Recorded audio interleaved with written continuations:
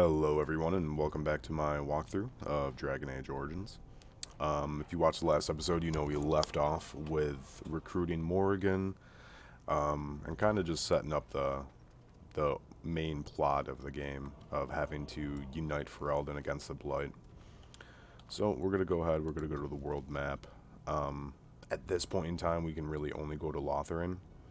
But before we head there, I'm going to go to the party camp.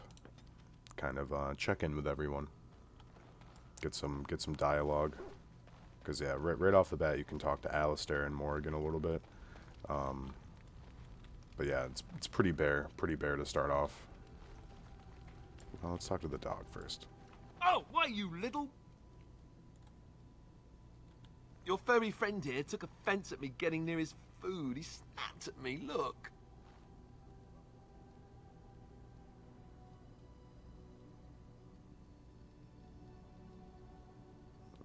Yeah, I mean, look at the size of his head. I mean, he could totally have taken a hand off. Don't you think I don't know it? Sometimes I forget that he's a war dog. That'll teach me. I once heard a really old legend about how the Hound warriors in the days of the old tribes would feed their Mabari the flesh of the vanquished.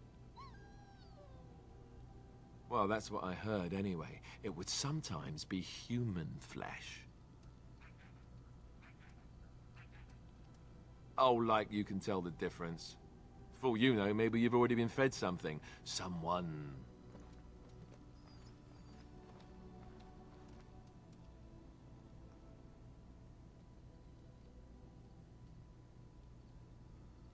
It's full of rubbish.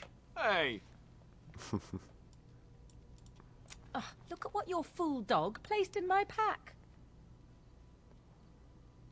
A putrid, half-eaten hare is not something a woman wants to find in her unmentionables. It's a thought that counts. The dirty mongrel can have this back. There. And tell him not to do it again.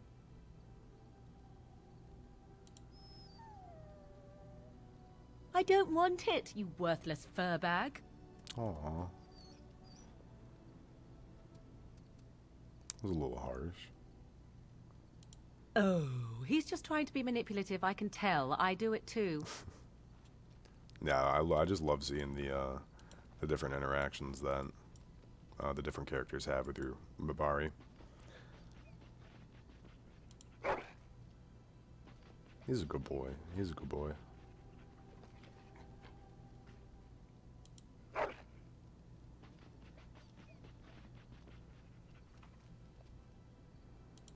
He's having fun.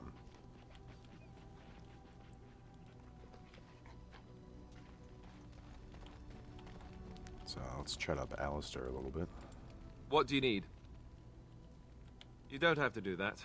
I know you didn't know him as long as I did. I should have handled it better. Duncan warned me right from the beginning that this could happen. Any of us could die in battle. I shouldn't have lost it, not when so much is riding on us, not with the Blight and everything. I'm sorry. It's okay. I'd like to have a proper funeral for him. Maybe once this is all done, if we're still alive. I don't think he had any family to speak of. I suppose he did. It probably sounds stupid, but part of me wishes I was with him, in the battle. I feel like I abandoned him. Yes, I know. I think he came from High Ever, or so he said. Maybe I'll go up there sometime.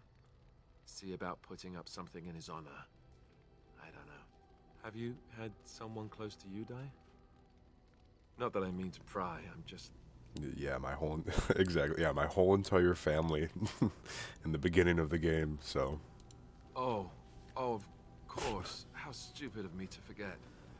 Here I am going on and on about Duncan, and you... I am so sorry. Thank you.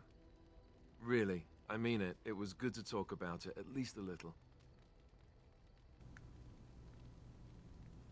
Yeah, I'll go to High Ever with you.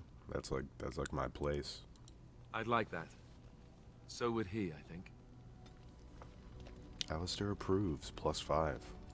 What do you need? Ask away.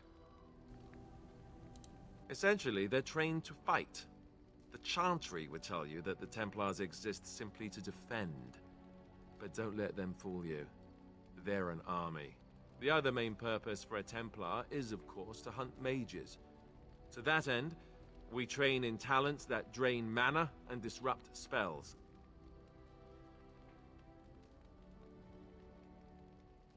You could call it that, sure.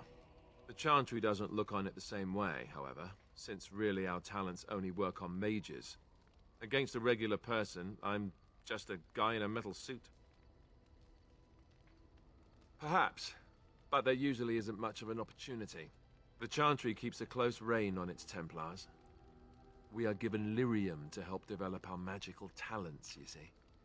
Which means we become addicted. And since the Chantry controls the lyrium trade with the dwarves, well, I'm sure you can put 2 and 2 together. Sounds like a monopoly to me. Yeah, an excellent method of control, absolutely. You think so, huh? You don't need he didn't lyrium like in that. order to learn the Templar talents. Lyrium just makes Templars' talents more effective, or so I was told. Maybe it doesn't even do that. The Chantry usually doesn't let their Templars get away either, so they can spread their secrets. I'm a bit of an exception. Lucky me. Oh, yeah, he didn't like that. Oops. So yeah, basically how like the dialogue in camp works is usually, so like after every main quest, I'm gonna stop back here because usually there is some new dialogue depending on your approval rating. But then there's like the base dialogue where it's like where you ask them about themselves, where it's once you've exhausted it once, it doesn't replenish. So I'm just gonna go through all those trees. What do you need? Ask away. Such as they are. That's a good question. There's plenty in Orlais, but who knows where they might be found. And the nearest Orlesian city is weeks away. If we go north and cross the sea, there's bound to be some in the Free Marches. Again, however, I just don't know where. I don't know anything about Grey Wardens in other lands. Here in Ferelden, there's our compound in Denerim at the palace, but that's it. Loghain will have control over that and be watching it, no doubt. Beyond that, the only place I know of is Weishaupt Fortress. That's the headquarters of all Grey Wardens in the Anderfells, 1,000 miles from here, but I've no idea how to even contact them. So unless we try to get back to the compound in Denerim, I suppose the answer is no. There's nowhere for us to go. I imagine that eventually the Grey Wardens outside of Ferelden will wonder what's happened. Why there's no contact from Duncan or someone. They'll send someone eventually. Though who knows what Loghain's people in Denerim will tell them. Maybe they won't send anyone. We could try to contact them. But that would mean leaving Ferelden, and even if we did, they couldn't come back with us in time to stop the Blight. So that means whatever happens, it's up to us. I mean, eventually we would have to use the joining to make more Grey Wardens, right? But I don't know how to do the joining, or what's involved. I know it involves lyrium and some other magic, and that it's really difficult to prepare, but that's it. Unless we can find out more about the joining, I guess we better get used to the idea that there might only be 2 of us for now. Until more come from elsewhere. Just left? You mean just left Ferelden? I don't know. If there's an archdemon, however, we're supposed to be the only ones who can defeat it. And that means the Blight would grow unchecked. Eventually, other Grey Wardens in Orlais and other lands would hear about it, and they would come to fight it, but they wouldn't come in time to save Ferelden. There's no way. I'm not going anywhere. About the Grey Wardens, anyhow. Fair enough. What do you need? Ask away. Such as they are. So yeah, you can see after we try to bring up the Grey Wardens again, there's just no other options. So About the Grey Wardens, anyhow. Fair enough. What do you need? Ask away. Same way you did. You drink some blood, you choke on it, and pass out. You haven't forgotten already, have you? Let's see. I was in the Chantry before. I trained for many years to become a Templar, in fact. That's where I learned most of my skills. You're telling me I was banished to the kitchens to scour the pots more times than I can count. And that's a lot. I can count pretty high. The Grand Cleric didn't want to let me go. Duncan was forced to conscript me, actually, and was she ever furious when he did. I thought she was going to have us both arrested. I was lucky. I wondered that myself. It's not as if she valued me highly. I think she just didn't want to give anything to the Grey Wardens, is all. The Chantry didn't lose much. And I think I can do more fighting the Blight anyhow, rather than sitting in a temple somewhere. I'll always be thankful to Duncan for recruiting me. If it hadn't been for him, you know, I wouldn't have. He was a good man who didn't deserve his fate. That much I'm sure of. Come on, let's go. I think I'm done talking. oh, it's so heartbreaking to see how Alistair is just so messed up after Duncan's death. And it's a really sad death too. I mean, Duncan was a great character. What do you need? Ask away. Oh, did I say that? I meant that dogs raised me. Giant slobbering dogs from the Anderfells. A whole pack of them, in fact. Yeah, nice save. Nice save there.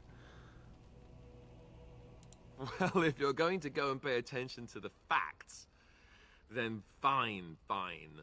Let's see, how do I explain this? I'm a bastard. And before you make any smart comments, I mean the fatherless kind. My mother was a serving girl in Redcliffe Castle who died when I was very young. Arl Eamon wasn't my father, but he took me in anyhow and put a roof over my head. He was good to me, and he didn't have to be. I respect the man, and I don't blame him anymore for sending me off to the Chantry once I was old enough. I know who I was told was my father. He died even before my mother did, anyhow. It isn't important. Arl Eamon eventually married a young woman from Orlais, which caused all sorts of problems between him and the king because it was so soon after the war. But he loved her. Anyhow, the new Arlessa resented the rumors which pegged me as his bastard. They weren't true, but of course they existed. The Arl didn't care, but she did. So off I was packed to the nearest monastery at age 10, just as well. The Arlessa made sure the castle wasn't a home to me by that point. She despised me. Maybe. She felt threatened by my presence, I can see that now. I can't say I blame her. She wondered if the rumors were true herself, I bet. I remember I had an amulet with Andraste's holy symbol on it. The only thing I had of my mother's. I was so furious at being sent away, I tore it off and threw it at the wall and it shattered. Stupid thing to do. The Arl came by the monastery a few times to see how I was, but I was stubborn. I hated it there, and blamed him for everything. And eventually, he just stopped coming. And raised my dogs. Or I may as well have been, the way I acted. But maybe all young bastards act like that. I don't know. All I know is that the Arl is a good man, and well loved by the people. He also was King Caelan's uncle, so he has a personal motivation to see Loghain pay for what he did. Anyway, that's really all there is to the story. Nice. So we got a little bit of codex updated there, and we got the approval What do rating you up need? a little bit. Ask away. I suppose I could, but I really would rather not. When the Grand Cleric let Duncan recruit me, she made me swear never to reveal Templar secrets outside of the Chantry. I'd rather not go back on my word. Ask me later, perhaps. Maybe I'll change my mind. This is not something small you're asking, after all. Yeah, so once we get his approval up enough, we'll be able to get him to teach other companions to be Templars. That is a specialization only through the warrior class, though. What do you need? Ask away. Have you seen the uniform? It's not only stylish, but well made. I'm a sucker for good tailoring. That's just in public. In private, we have these yellow and purple tunics, right? Much more comfortable, and you don't break the beds when you jump on them during a pillow fight. Pillow fights? I mean, no, of course not. I meant sword fights. With rusty swords, dripping with acid. The kind that puts hair on your chest. You don't really want to know about my being a Templar, do you? It's really quite boring. Poke, poke, poke. Tell me everything about your life, Alistair. All right, if you insist. It's not like we have anything better to do, right? The truth of the matter is that I did hate going to the monastery. The initiates from poor families thought I put on airs, while the noble ones called me a bastard and ignored me. I felt like Al Eamon had cast me off, unwanted, and I was determined to be bitter. But I took some solace in the training itself, I guess. I was actually quite good at it. The education, mostly, but also the discipline. You need to have a disciplined mind in order to use the abilities we have. It was difficult, but rewarding. I never really felt at home anywhere, though, until I joined the Grey Wardens. And Duncan felt my Templar abilities might be useful for when we encountered Darkspawn magic, so I kept it up. What about you? Do you have anywhere you consider home? Right. Stupid of me to ask. I'm sorry. We won't always be traveling like this, you know. Once the war is over, once the Blight is... well, a time will come when we'll have to think about having a real home again. Though that seems like a far ways off. And I suppose the Grey Wardens are gone for good. Either way. I suppose you're right. We can create new Grey Wardens, but we'll never get back those we lost. I wonder if it would ever feel the same. Anyhow, now I've sidetracked us. We'd better get back to what we're supposed to be doing right now. Nice, so I What do you need? believe that is... Ask away. yeah, that's pretty much all we can talk to him about right now. So yeah, we got a lot of good background info on Alistair, you know, where he came from. And he conveniently always forgets your background, where he forgets that your whole family was slaughtered and your home was taken over by Arl Howe. But that's okay. That's okay. We reminded him what happened. So let's talk to Morrigan now. What do you wish of me? If you must. Why do you ask me such questions? I do not probe you for pointless information, do I? Beg pardon, then, while I jump for joy. What is it you asked if I grew up in the wilds? A curious question. Where else would you picture me? For many years it was simply Flemeth and I. The wilds and its creatures were more real to me than Flemeth's tales of the world of man. In time, I grew curious. I left the wilds to explore what lay beyond, never for long. Brief forays into a civilized wilderness. Would you not do the same? Your world is an unforgiving and cold place. The wilds I hail from is home to me, and I a natural denizen.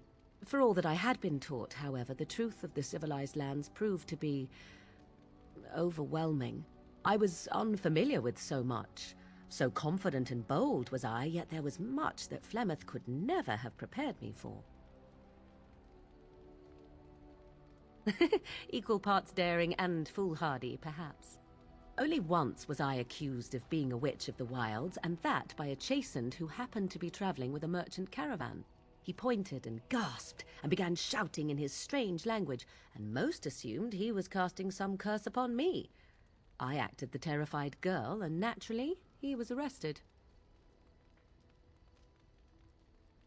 Men are always willing to believe two things about a woman. One, that she is weak, and two, that she finds him attractive. I played the weakling and battered my eyelashes at the captain of the guard. Child's play. The point being that I was able to move through human lands fairly easily. Whatever humans think a witch of the wild looks like, 'tis not I. Not that I did not have trouble. There are things about human society which have always puzzled me, such as the touching. Why all the touching for a simple greeting? To begin with, yes. What is the point of touching my hand? I find it an offensive intrusion. There were many nuances that Flemeth could never tell me of. When to look into another's eyes. How to eat at a table. How to bargain without offending. None of these things I knew. I still do not understand it all, truth be told, but then I gave up long ago any hope of doing so. When I returned to the wilds last, I swore to Flemeth that I had no intention of leaving again. Yes, here I am. Well, let's get on with it before the ground opens up and swallows us, yes? Ooh, we got a +6 from that conversation. I'll take it. Yes? At times, perhaps. A world full of people and buildings and things was all very foreign to me. If I wished companionship, I ran with the wolves and flew with the birds. If I spoke, 'twas to the trees. For a time, but one can only remain a child for so long. I recall the first time I crept beyond the edge of the wilds. I did so in animal form, remaining in the shadows and watching these strange townsfolk from afar. I happened upon a noblewoman by her carriage, adorned in sparkling garments the likes of which I had never before seen. I was dazzled. This, to me, seemed what true wealth and beauty must be. I snuck up behind her and stole a hand mirror from the carriage. 'Twas encrusted in gold and crystalline gemstones, and I hugged it to my chest with delight as I sped back to the wilds. She was not. Flemeth was furious with me. I was a child and had not yet come into my full power, and I had risked discovery for the sake of a pretty bauble. To teach me a lesson, Flemeth took the mirror and smashed it upon the ground. I was heartbroken. And a foolish one. Flemeth was right to break me of my fascination. Beauty and love are fleeting and have no meaning. Survival has meaning. Power has meaning. Without those lessons, I would not be here today, as difficult as they might have been.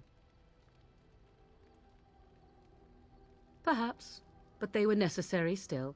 To return to your original question, perhaps my time in the wilds was indeed lonely, but such was how it had to be. I find myself at times wondering what might have become of the girl with the beautiful golden mirror, but such fantasies have no place amidst reality. Yes? If you must. I was not born such. 'Tis a skill of Flemeth's, taught over many years in the wilds. The chastened have tales of we witches, saying that we assume the forms of creatures to watch them from hiding. When a child is alone and separate from his tribe, that is when we strike, dragging the young boy kicking and screaming to our lair to be devoured. A most amusing legend. Changing her form, certainly. Devouring lost children, I cannot say. She has not done it in my experience, though in truth my lifespan is but a fraction of her own. Why do you ask? Is there something specific you wish to know?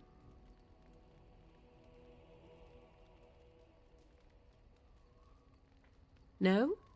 'Tis not unheard of in the remote corners of the world. There are traditions of magic outside of the circle of magi, despite what those mages would have you believe.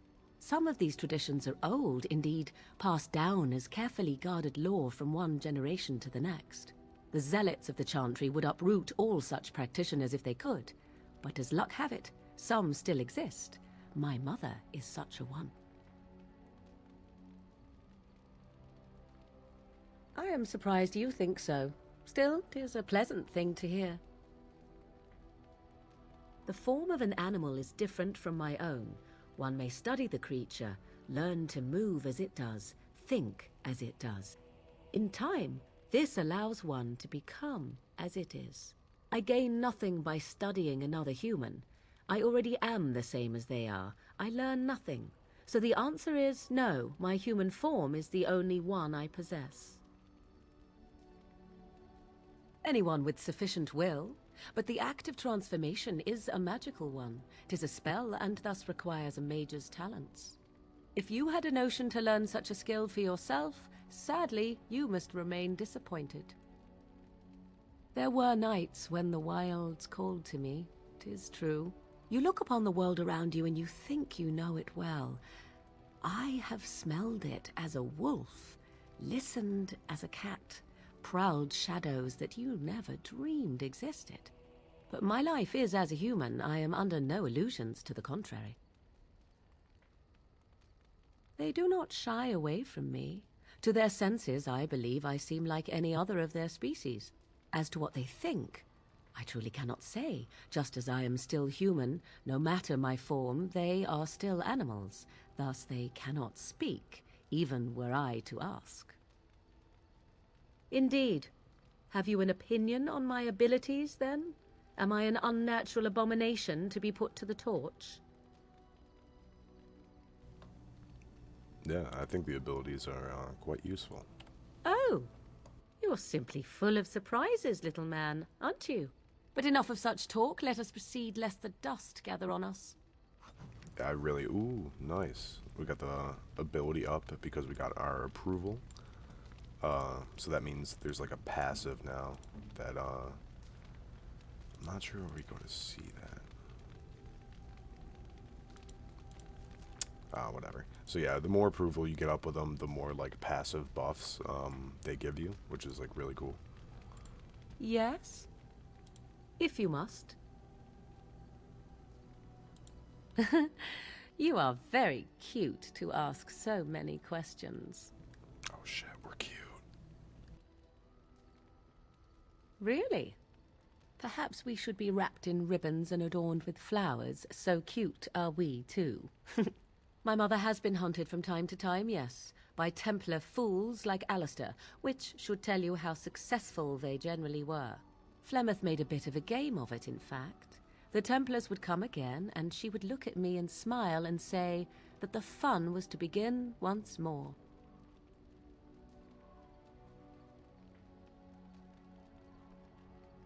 I am unsure.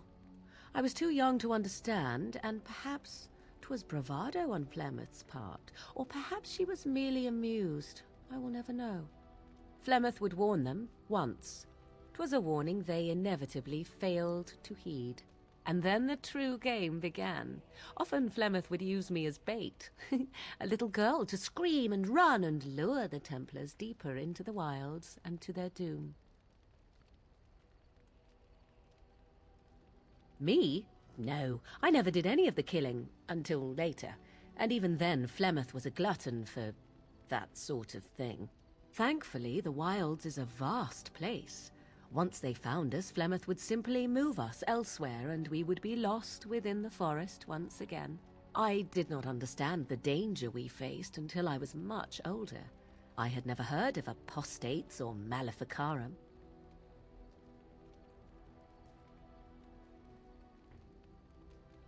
I think that my mother made it fun so that a child did not learn to fear. And I think that it was necessary. There are no trials for apostates, no prisons, no mercy. There are only absolutes, so only survival matters. If the wilds have taught me anything, 'tis this. First, you must survive. Do you disagree? An enlightened view, or at least an agreeable one. Enough of this talk. Let us return to the task at hand. Yeah, honestly, the Morgan conversations are probably my favorite. I really like learning about her and just, yeah, she's just adorable. Yes? So, full of questions, are you? Well, that depends, does it not? What does she seem to be?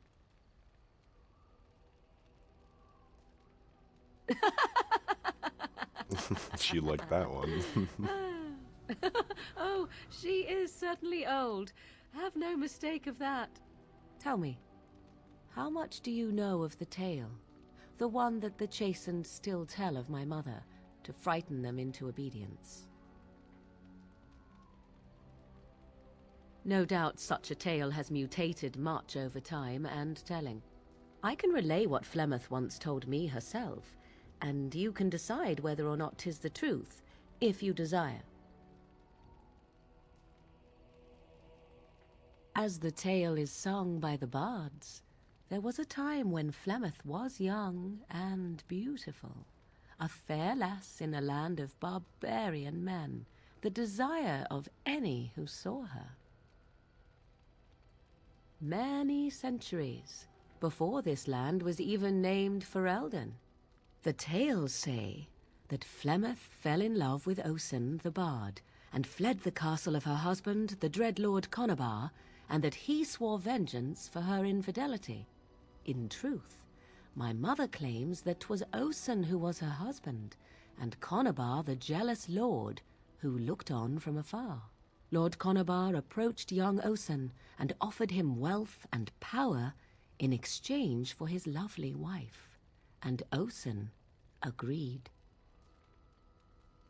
The life of a bard is a poor one, and love fades in the wake of hunger. 'Twas Flemeth who suggested the arrangement. All would have been well had Lord Conobar kept his end of the bargain. But he was a foul man who bargained with coin he did not possess. Osen was led off to a field and slain, left for dead. Flemeth spoke to the spirits and learned of the deed, and swore revenge. That was not the point. Conobar had no honor, so she would not have him. Flemeth begged the spirits to aid her, and 'twas they who slew Conobar. The demon the legend tells of came later.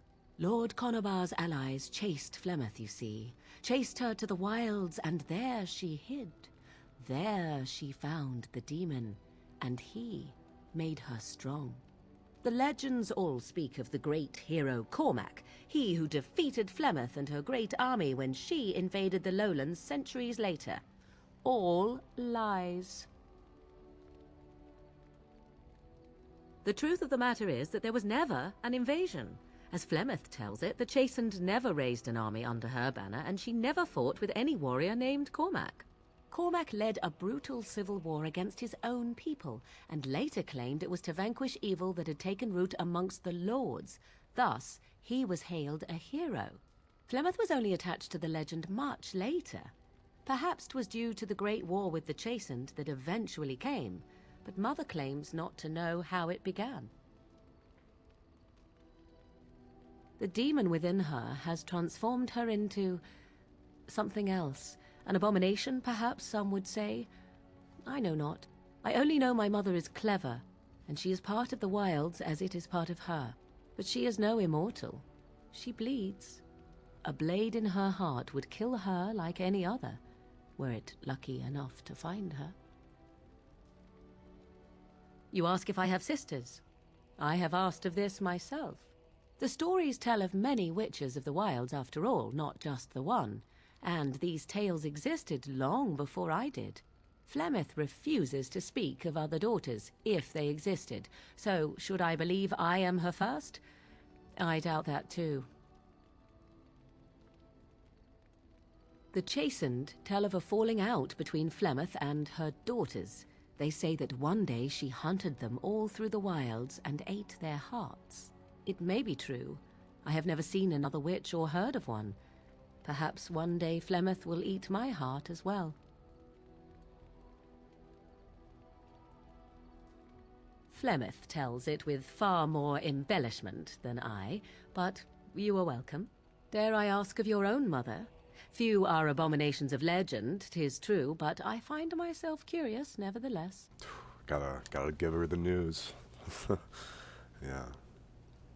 Rip. Ah, then you have my sympathies for what it is worth. Which is very little, I am certain. It matters not. Let us move on. It's worth a lot to me, Morrigan. Yes? So, full of questions, are you? Possibly, if I had the desire to. I do not. Okay, okay. Yes? I think there's just So, one more we gotta do. full of questions, are you? I assume you were actually asking whether Flemeth herself gave birth to me. Truly, I do not know. I once asked Flemeth that very question, and she merely laughed at me. 'Tis not inconceivable that she could capture a chastened man, or perhaps change to a more attractive form to attract him willingly. I find it more difficult to imagine her with child. As a matter of fact, I remember her being younger once. She had black hair, much like my own, long and lustrous. But how could that be if she is centuries old? Has she become wizened only recently? Or are the tales of her legend only that, and nothing more? I do know the tales of Flemeth having many daughters, even though I have never met another, and Flemeth has always treated me as her blood. Must one be a doting and simpering moron to be considered a suitable okay, mother? that was the wrong thing to Flemeth say. taught me everything I needed to learn. How to survive, the meaning of power, the truth of men. If other mothers do not teach these things, then I believe them the lesser. Room for coddling and weakness? Why should such things be desirable? Take yourself. You do not honestly desire such things from me, do you? 'Tis better to be free of such cloying and cluttering delusions as love.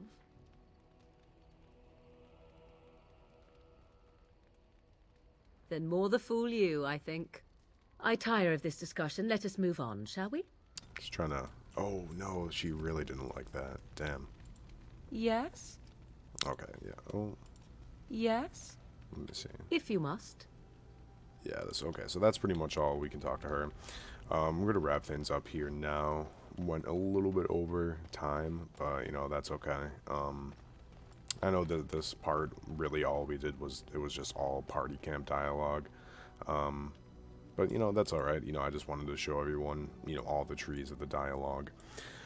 So next time we will be heading into Lotharen and exploring that area.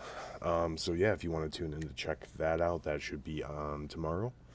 I really appreciate you watching. You know, if you enjoyed the video, let me know down in the comments below. You know, give it a like if you liked it, and you know, subscribe if you haven't already. Yeah, I'd really appreciate that.